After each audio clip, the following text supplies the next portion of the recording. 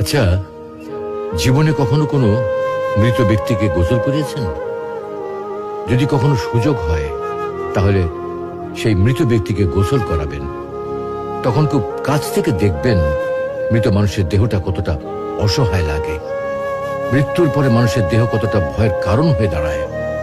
সুযোগ পেলে রাতে লাশটা পাহারা দেবেন, তখন বুঝতে পারবেন প্রিয় মানুষটার লাশ রাতের বেলায় আপনার কাছে কতটা অদ্ভুত লাগে, কতটা ভয়ের কারণ হয়ে ওঠে, কতটা আতঙ্কের কারণ হয়ে যায়।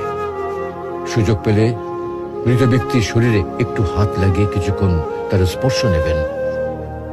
আপনি তখন উপলব্ধির সুযোগ পাবেন এই পৃথিবীতে বিশাল প্রভাব প্রতিপত্তি মৃত্যুর পরে কতটা নির্যাতনের রূপ নেয়।